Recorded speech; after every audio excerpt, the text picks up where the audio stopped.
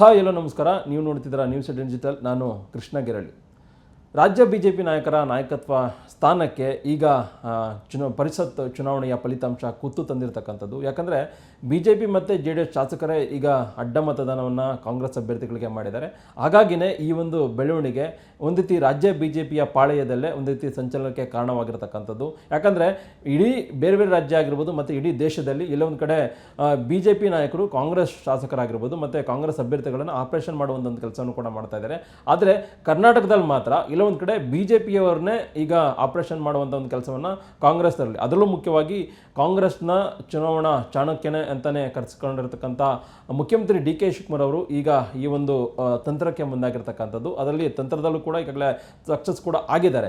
ಹಾಗಾಗಿ ಈಗ DK ಶಿವಕುಮಾರ್ ಅವರ ಈ ಒಂದು ತಂತ್ರಗಾರಿಕೆಯಿಂದಾಗಿ ಇಲ್ಲ ಒಂದು ಕಡೆ ರಾಜ್ಯ ಬಿಜೆಪಿಯರ ನಾಯಕರಿಗೆ ಒಂದು ರೀತಿ ದೊಡ್ಡ ಮಟ್ಟದ ಆಘಾತ ಅಂತ ಹೇಳ್ಬೋದು. ಯಾಕಂದರೆ ಆ ಪಕ್ಷದ ಶಾಸಕರ ಮುಖಾಂತರವಾಗಿ ತಮ್ಮ ಪಕ್ಷದ ಅಭ್ಯರ್ಥಿಗಳನ್ನು ಗೆಲ್ಲಿಸುವಂತಿಟ್ಟರು ಕೂಡ ಈಗಾಗಲೇ ಸಫಲರಾಗಿರ್ತಕ್ಕಂಥದ್ದು. ಹಾಗಾಗಿ ಈ ಒಂದು ಬೆಳವಣಿಗೆ ಈಗ ರಾಜ್ಯ ಬಿಜೆಪಿ ನಾಯಕರಿಗೆ ದೊಡ್ಡ ಮಟ್ಟದ ಮುಜುಗರವನ್ನು ಕೂಡ ತರಿಸಿರುವಂಥದ್ದು. ಮತ್ತೊಂದು ಕಡೆ ಬರುವಂಥ ದಿನಗಳಲ್ಲೂ ಕೂಡ ಇದೇ ಒಂದು ವಿಚಾರ ತಮ್ಮ ಅಧ್ಯಕ್ಷ ಆಗಿರ್ಬೋದು, ಮತ್ತೊಂದು ಕಡೆ ವಿರೋಧ ಪಕ್ಷದ ಸ್ಥಾನಕ್ಕೂ ಕೂಡ ಇಲ್ಲೊಂದು ಕಡೆ ಬದಲಾವಣೆ ಅಥವಾ ಕೂತು ತರುವಂಥದ್ದು ಕೂಡ ಸಾಧ್ಯತೆ ಕೂಡ ಹೆಚ್ಚಿರ್ತಕ್ಕಂಥದ್ದು. ಯಾಕಂದರೆ ಈಗಾಗಲೇ ಒಂದು ಕಡೆಗೆ ರಾಜ್ಯದಲ್ಲಿ ಬಿಜೆಪಿ ಅಧ್ಯಕ್ಷರಾಗಿ ವಿಜೇಂದ್ರ ಕೂಡ ಕೆಲಸವನ್ನು ಮಾಡ್ತಿದ್ದಾರೆ, ಮತ್ತೊಂದು ಕಡೆ ವಿಧಾನಸಭೆ ವಿರೋಧ ಪಕ್ಷದ ನಾಯಕರಾಗಿ ಆರ್ ಅಶೋಕ್ ಅವರು ಕೆಲಸವನ್ನು ಕೂಡ ಮಾಡ್ತಾ ಇದ್ದಾರೆ.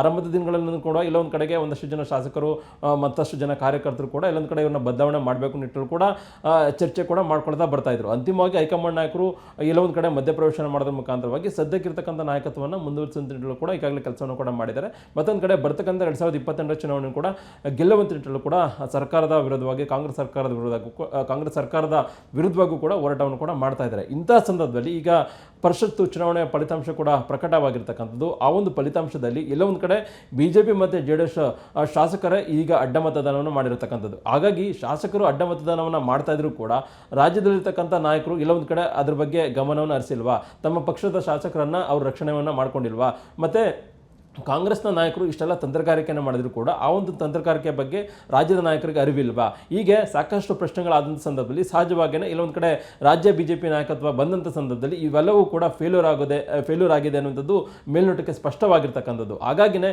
ಎಲ್ಲೋ ಒಂದು ಕಡೆ ಈ ಒಂದು ಬೆಳವಣಿಗೆಯಿಂದಾಗಿ ಹೈಕಮಾಂಡ್ ನಾಯಕರು ಒಂದು ರೀತಿ ರಾಜ್ಯ ನಾಯಕರ ಮೇಲೂ ಕೂಡ ಗರಂ ಆಗಿರ್ತಕ್ಕಂಥದ್ದು. ಯಾಕಂದರೆ ಇಷ್ಟೆಲ್ಲ ನಡೆದರೂ ಕೂಡ ನಮಗೆ ಯಾಕೆ ಮಾಹಿತಿಯನ್ನು ಕೊಟ್ಟಿಲ್ಲ, ಮತ್ತು ಶಾಸಕರು ಈ ರೀತಿಯಾಗಿ ಕಾಂಗ್ರೆಸ್ ಅಭ್ಯರ್ಥಿಗೆ ಮತವನ್ನು ಹಾಕ್ತಾರೆ ಅಂತಂದರೆ ಅದು ಯಾವ ರೀತಿಯಾಗಿ ಮೆಸೇಜ್ ಹೋಗುತ್ತೆ ಅಂದರೆ ದೇಶದಲ್ಲಿ ನರೇಂದ್ರ ಮೋದಿ ಅವರಂತಹ ಒಂದು ಬಲಿಷ್ಠ ನಾಯಕತ್ವ, ಮತ್ತೊಂದು ಕಡೆ ಕೇಂದ್ರ ಗೃಹ ಸಚಿವರಾಗಿರ್ತಕ್ಕಂಥ ಅಮಿತ್ ಶಾ ಅವರ ಒಂದಷ್ಟು ಚುನಾವಣಾ ತಂತ್ರಗಾರಿಕೆ ಚಾಣಕ್ಯ ಅಂತಲೇ ಅವರು ಕರೆಸ್ಕೊಳ್ತಾ ಇರ್ತಕ್ಕಂಥದ್ದು. ಇಂಥ ಸಂದರ್ಭದಲ್ಲಿ ಯಾವುದಾವುದೋ ಒಂದು ಚುನಾವಣೆಯನ್ನು ಕೂಡ ಅವರು ಎದುರಿಸಿದ್ರು ಕೂಡ ಇಲ್ಲೊಂದು ಕಡೆ ಅದ್ರ ಗೆಲ್ಲುವುದಲ್ಲೂ ಕೂಡ ಸಕ್ಸಸ್ ಅನ್ನು ಕೂಡ ಕಂಡಿದ್ದಾರೆ ಬಿಜೆಪಿ ರಾಷ್ಟ್ರೀಯ ನಾಯಕರು. ಆದರೆ ಕರ್ನಾಟಕದಲ್ಲಿ ಒಂದು ಸಣ್ಣ ಪರಿಷತ್ ಚುನಾವಣೆಯ ಫಲಿತಾಂಶ ಆದಂಥ ಪರಿಷತ್ ಚುನಾವಣೆ ನಡೆದಂಥ ಸಂದರ್ಭದಲ್ಲಿ ಅದರ ಬಗ್ಗೆ ಗಮನ ಹರಿಸಿಲ್ವ ಅಂದರೆ ಬಿಜೆಪಿ ಶಾಸಕರೇ ಕಾಂಗ್ರೆಸ್ ಅಭ್ಯರ್ಥಿಗೆ, ಅದರಲ್ಲೂ ಮುಖ್ಯವಾಗಿ DK ಶಿವಕುಮಾರ್ ಅವಂತ ನಾಯಕತ್ವಕ್ಕೆ ಇಲ್ಲೊಂದು ಕಡೆ ಬೆಂಬಲವನ್ನು ಕೊಡ್ತಾರೆ ಅಂತಂದರೆ ಅದು ಎಷ್ಟು ಮಟ್ಟಿಗೆ ಸರಿ ಅನ್ನೋ ಒಂದು ಪ್ರಶ್ನೆಯನ್ನು ಮಾಡೋದ್ರ ಜೊತೆಗೆ ಈಗ ರಾಜ್ಯ ಬಿಜೆಪಿಯರ ನಾಯಕರ ಮತ್ತು ಕಾರ್ಯವೈಖರಿ ಬಗ್ಗೆ ಕೂಡ ಇಲ್ಲೊಂದು ಕಡೆ ಅಸಮಾಧಾನಗೊಂಡಿರ್ತಕ್ಕಂಥದ್ದು.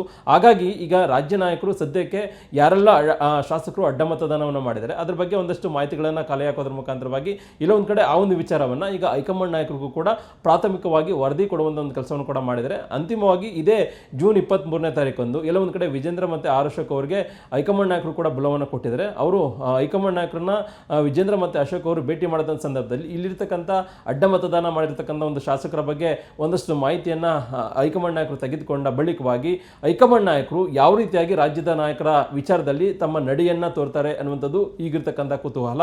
ಒಂದು ವೇಳೆ ಏನಾದರೂ ಅಡ್ಡ ಮತದಾನ ಅದಲ್ಲಿ ಶಾಸಕರು ಇಂಥವ್ರು ಮಾಡಿದ್ದಾರೆ ಅನ್ನುವಂಥದ್ದು ಸಾಬೀತಾಗಿ ಒಂದು ವೇಳೆ ಅದ್ರ ಬಗ್ಗೆ ಮಾಹಿತಿಗಳ ಬಗ್ಗೆ ಗೊತ್ತಿದ್ರೂ ಕೂಡ ಗೊತ್ತಿಲ್ಲದಿರೋದ್ರೂ ಕೂಡ ಎಲ್ಲೊಂದು ಕಡೆ ಅದ್ರ ಬಗ್ಗೆ ಗಮನವನ್ನು ಹರಿಸ್ತಾ ಇರತಕ್ಕಂಥ ಒಂದು ಸಂದರ್ಭದಲ್ಲಿ ರಾಜ್ಯ ನಾಯಕರು ಯಾಕೆ ಇದ್ರ ಬಗ್ಗೆ ಗಮನವನ್ನು ಹರಿಸಿಲ್ಲ ಅಂತ ಪ್ರಶ್ನೆಯನ್ನು ಮಾಡೋದ್ರ ಜೊತೆಗೆ ಏನಾದರೂ ಇದರಲ್ಲಿ ವಿಫಲರಾಗಿದ್ದಾರೆ ಅನ್ನುವಂಥದ್ದು ಏನಾದರೂ ಹೈಕಮಾಂಡ್ ನಾಯಕರಿಗೆ ಏನಾದರೂ ಗೊತ್ತಾಯಿತು ಅಂತಂದರೆ ಅಂತಿಮವಾಗಿ ಇವರ ನಾಯಕತ್ವಕ್ಕೂ ಕೂಡ ಇಲ್ಲೊಂದು ಕಡೆ ಬ್ರೇಕ್ ಹಾಕುವಂತ ನಿಟ್ಟಿನಲ್ಲಿ ಕೂಡ ಹೈಕಮಾಂಡ್ ನಾಯಕರು ಒಂದಷ್ಟು ಕಾರ್ಯತಂತ್ರವನ್ನು ರೂಪಿಸುವಂಥ ಸಾಧ್ಯತೆ ಕೂಡ ಹೆಚ್ಚಿರುವಂಥದ್ದು.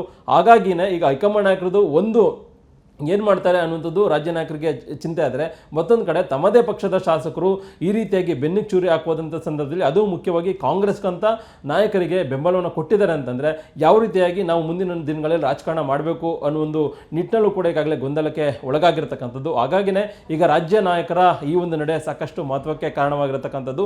ಒಂದು ವೇಳೆ ಏನಾದರೂ ಈ ಒಂದು ವಿಚಾರ ಏನಾದರೂ ಹೈಕಮಾಂಡ್ ನಾಯಕರು ಗಂಭೀರವಾಗಿ ತೆಗೆದುಕೊಂಡು ಏನಾದರೂ ಕ್ರಮಕ್ಕೆ ಶಾಸಕರಿಗೆ ನಿರ್ಧಾರವನ್ನು ಮಾಡಿದ್ರೆ, ಅದ್ರ ಜೊತೆಗೆ ಏನಾದರೂ ರಾಜ್ಯದ ನಾಯಕತ್ವದ ವಿಚಾರದಲ್ಲಿ ಏನಾದರೂ ತೀರ್ಮಾನ ಆಯಿತು ಅಂತಂದ್ರೆ, ಇಲ್ಲೊಂದು ಕಡೆ ಅಂತಿಮವಾಗಿ ರಾಜ್ಯ ಬಿಜೆಪಿಯ ನಾಯಕತ್ವಕ್ಕೂ ಕೂಡ ಇಲ್ಲೊಂದು ಕಡೆ ಹೈಕಮಾಂಡ್ ನಾಯಕರು ಒಂದು ಸ್ಪಷ್ಟವಾದಂಥ ಅಥವಾ ಒಂದು ಕಠಿಣ ನಿರ್ಧಾರವನ್ನು ತೆಗೆದುಕೊಳ್ಳೋದ್ರ ಮುಖಾಂತರವಾಗಿ ಇಲ್ಲೊಂದು ಕಡೆ ಈಗಿರ್ತಕ್ಕಂಥ ನಾಯಕತ್ವಕ್ಕೂ ಕೂಡ ಒಂದು ರೀತಿ ದೊಡ್ಡ ಮಟ್ಟದ ಶಾಕ್ ನೀಡುವಂಥ ಸಾಧ್ಯತೆ ಕೂಡ ಇರುವಂಥದ್ದು. ಹಾಗಾಗಿನೇ ಈಗ ರಾಜ್ಯ ರಾಜಕಾರಣದಲ್ಲಿ ಈಗ ದೊಡ್ಡ ಮಟ್ಟದ ಸದ್ದುಗದ್ದಲಕ್ಕೆ ಕಾರಣವಾಗಿರತಕ್ಕಂಥದ್ದು ಬಿಜೆಪಿ ಶಾಸಕರಿಂದನೇ ಅಡ್ಡ ಮತದಾನವನ್ನು ಮಾಡಿರುವಂಥದ್ದು. ಹಾಗಾಗಿನೇ ಈಗ ಹೈಕಮಾಂಡ್ ನಾಯಕರು ರಾಜ್ಯದ ನಾಯಕತ್ವ ಅದ್ರ ಜೊತೆಗೆ ಅಡ್ಡ ಮತದಾನ ಮಾಡಿರ್ತಕ್ಕಂಥ ಒಂದು ಶಾಸಕರ ವಿಚಾರದಲ್ಲಿ ಹೈಕಮಾಂಡ್ ನಾಯಕರು, ಬಿಜೆಪಿಯ ಹೈಕಮಾಂಡ್ ನಾಯಕರು ಮೋದಿ ಮತ್ತು ಅಮಿತ್ ಶಾ ಮತ್ತು ಬಿಜೆಪಿ ರಾಷ್ಟ್ರೀಯ ಅಧ್ಯಕ್ಷರಾಗಿರ್ತಕ್ಕಂಥ ನಿತಿನ್ ನಬೀನ್ ಅವರು ಏನು ತಮ್ಮ ನಡೆಯನ್ನು ತೋರ್ತಾರೆ ಅನ್ನೋದು ಈಗಿರ್ತಕ್ಕಂಥ ಕುತೂಹಲ. ಈ ವಿಡಿಯೋ ಇಷ್ಟ ಆದರೆ ಲೈಕ್ ಮಾಡಿ, ಶೇರ್ ಮಾಡಿ, ಹಾಗೆ ಸಬ್ಸ್ಕ್ರೈಬ್ ಮಾಡೋದನ್ನ ಮರಿಬೇಡಿ. ನಿರ್ಭೀತ, ನಿಷ್ಪಕ್ಷಪಾತ, ವಿಶ್ವಾಸಾರ್ಹ ಸುದ್ದಿಗಳಿಗೆ ಮತ್ತೊಂದು ಹೆಸರಾಗಿರುವ News18 ಕನ್ನಡ ಈಗ ಆಪ್ನಲ್ಲೂ ಲಭ್ಯವಿದೆ. ದಯವಿಟ್ಟು ಇಲ್ಲಿರುವ QR ಕೋಡ್ ಅನ್ನು ಸ್ಕ್ಯಾನ್ ಮಾಡಿಕೊಂಡು ಆಪ್ ಡೌನ್ಲೋಡ್ ಮಾಡೋದಕ್ಕೆ ಮರಿಬೇಡಿ. ನಿಮ್ಮ ಬೆಂಬಲ ಹೀಗೆ ಸದಾ ನಮ್ಮೊಂದಿಗಿರಲಿ. ಧನ್ಯವಾದ.